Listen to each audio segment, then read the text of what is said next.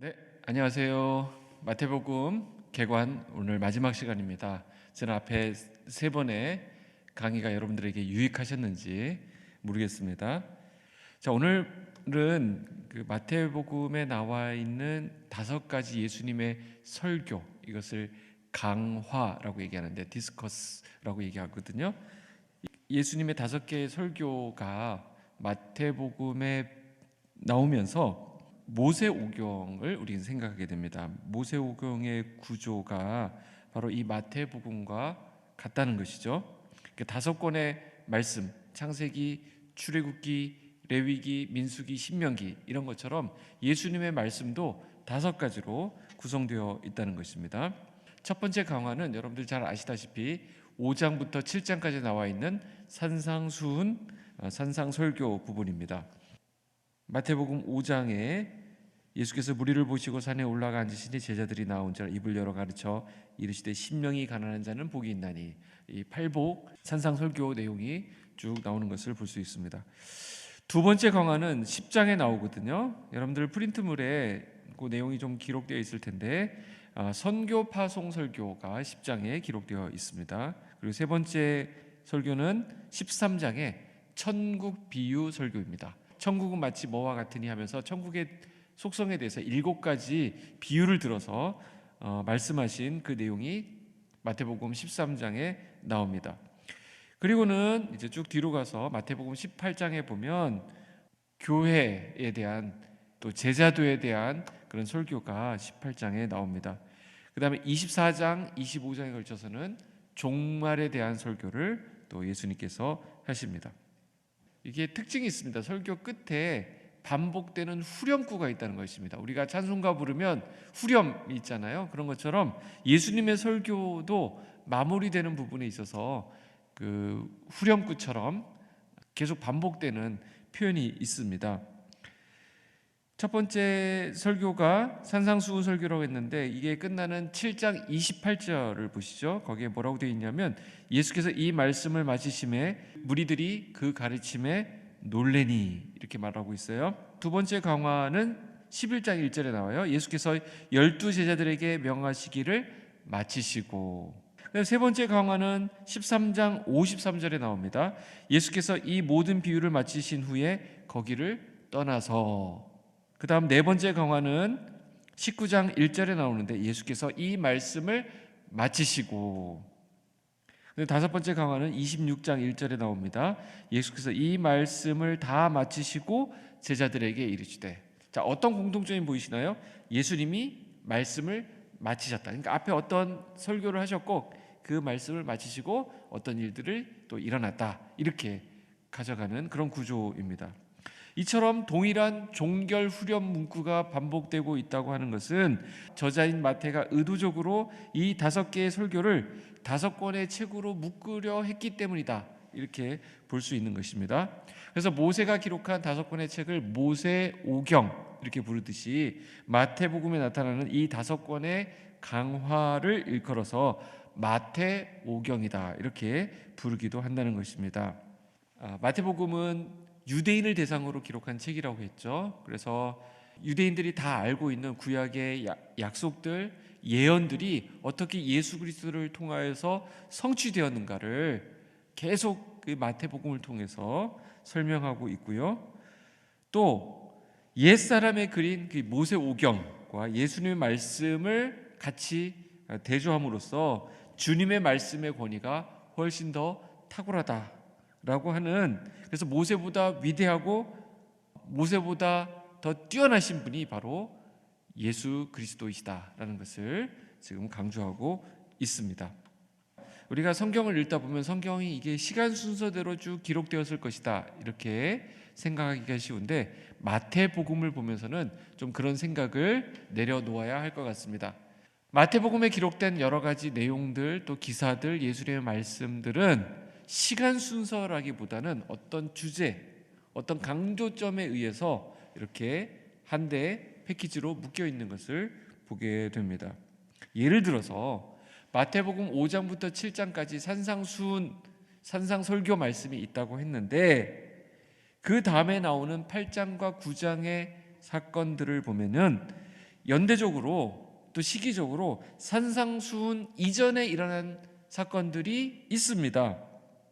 그러니까 5장에서 7장까지 산상 설교 나온 다음에 나온 사건이라기보다는 어떤 주제에 따라서 쭉 나열한 것이다, 이렇게 봐야 한다는 것이고요. 또한 10장은 12사도의 임명과 또 파송과 관련된 내용이 나와요. 그래서 선교 파송 설교라고 했는데요. 그 다음에 나오는 10장에 그 설교가 나오고 이어서 나오는 11장과 12장이 연대적으로는 따지고 보면 12사도를 파송하기 이전에 이미 일어났던 일들입니다. 그러니까 우리가 성경을 보면서 이것은 시간 순서가 아니라 주제별로 묶어놓은 것이구나, 이렇게 이해하시면 틀림이 없겠습니다. 다시 한번 강조하지만 마태가 자신의 복음서를 기록함에 있어서 엄격한 연대기적인 시기적인 순서를 따라가지 않고 그것을 탈피하고 있는 것은 자신이 그렇게 강조하고 싶은 어떤 주제와 사건들의 독자들을 집중시키기 위한 그런 장치다라는 것을 알 수 있습니다. 대표적인 예로 아까 조금 전에도 말씀드렸듯이 마태복음 8장 9절에 나오는 모든 이적과 기사들은 사실은 다른 본문에서는 그런 이적과 기사 내용이 이렇게 활발하게 나오지 않습니다. 거의 대부분을 8장 9장에 다 모아놓았다 이렇게 봐도 무방합니다.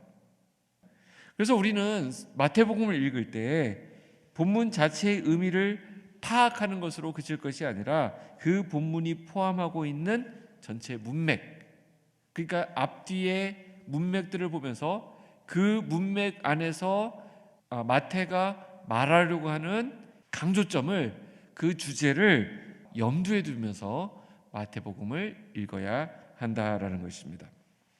자, 그러면 이제 그 구조를 구체적으로 좀 하나하나 따져보면서 이게 어떻게 배치되는지 마태복음 전체를 한번 살펴보도록 하겠습니다. 서론에 해당하는 것은 예수님의 탄생과 관련된 것입니다.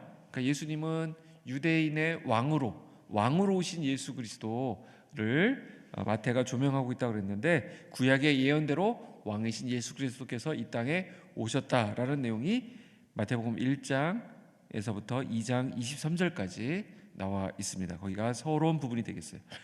자, 그러면 뒤로 가서 결론은 어떤 부분이 될까요? 그 왕으로 오신 분이 십자가 고난을 받으시고, 왕으로 오셨으며 이 땅에서 환영받으시고 영광을 누리시고 사람들의 환호성을 받을 거라고 생각을 했는데, 그분은 이 땅에 오셔서 십자가의 길, 고난의 길을 걸으셨다가 죽으셨고 그 다음에 부활하셨다라는 내용이 이 마태복음의 결론이 되겠습니다. 왕으로 오신 분이 죽으셨다, 그리고 부활하셨다.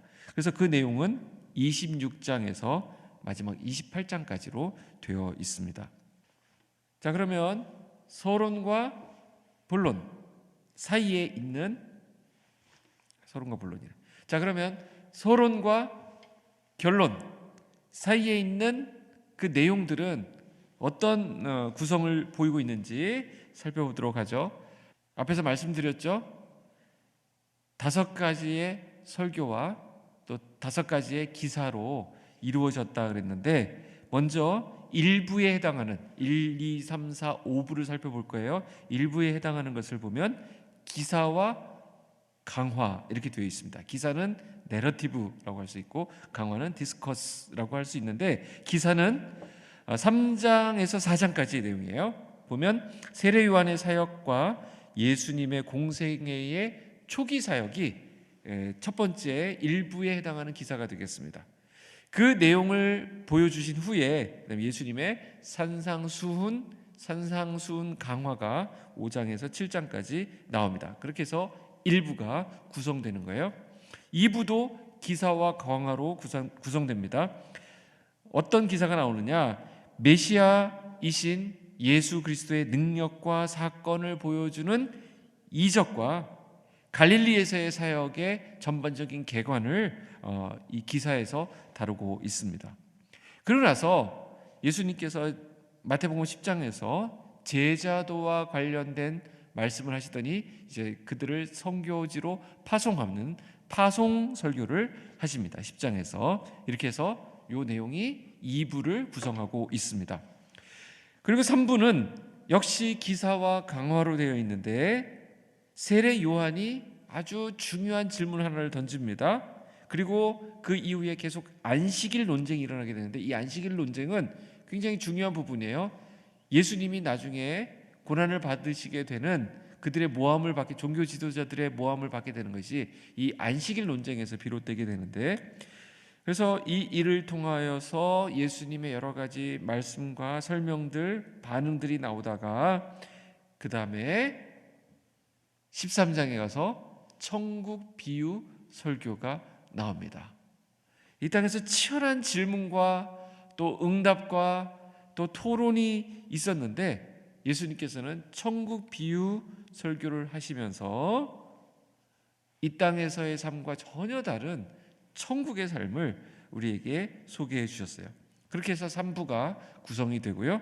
그 다음에 4부도 역시 기사와 강화인데, 기사는 어떤 내용이냐면 이 세상에서 배척이 계속되는 가운데서도 예수님의 사역이 계속 진행되고 있다라고 하는 예수님의 메시아 사역이 주를 이루고 있습니다. 그렇게 해서 18장에는 하늘나라 시민의 생활 자세에 대해서 이 제자도와 관련된 설교를 하십니다. 그리고 나서 이제 마지막 5부에 가면 각종 또 논쟁들이 있고 예수님께서 계속해서 순환을 예언하시는 장면들이 나옵니다. 내가 이제 죽으러 간다. 그래서 인류를 위해서 내가 고난을 당해야 된다. 이런 말씀을 하시는데, 그렇게 하시다가 마지막 강화는 감람산 광화로서 종말에 대한, 종말에 어떤 일이 일어날 것인지를 말씀하시는 내용이 24장에서 25장까지 나옵니다. 자, 요 5가지 기사와 설교가 가운데 딱 배치되어 있고 5개 있고, 서론과 결론이 어떻게 마무리된다 그랬죠? 서론은 구약의 예언대로 오신 왕이신 예수 그리스도, 예수 그리스도의 탄생에 대해서 말씀하고 있다고 한다면, 이제는 탄생하시고 이제는 죽으시고 부활하십니다. 그런데 그분은 왜 이 땅에 오셔서 그렇게 죽으셔야 했는가를 설명하는 것이 5가지의 설교와 5가지의 기사에서 우리는 살펴볼 수 있습니다. 자, 이렇게 해서 마태복음 전반적으로 오늘 9조까지 살펴보았는데요. 마태복음은 다시 한번 정리하면 왕으로 오신 예수 그리스도를 우리에게 소개하면서 마태가 특별히 유대인을 대상으로 이 말씀을 기록했는데, 유대인을만을 위한 것이 아니라 오고 오는 세대의 많은 이방인들까지도 품기 위한 이방인 선교의 뚜렷한 목적과 목표를 가지고 이 말씀이 기록되었다는 것을 마태복음을 통해서 살펴보았습니다. 그리고 예수님의 5가지 설교가 중심축을 이루면서 예수님이 무엇 때문에 이 땅에 오셨고 또 죽으시고 부활하셨는지를 잘 설명하는 책이 바로 마태복음이다, 이렇게 보시면 좋겠습니다. 지금까지 함께해 주셔서 감사하고요. 다음 시간부터는 또 멋진 우리 강사님들을 통해서 여러분들 마가복음의 또 세계로 들어가시겠습니다. 그 여행을 끝까지 잘 마쳐주시길 바랍니다. 감사합니다.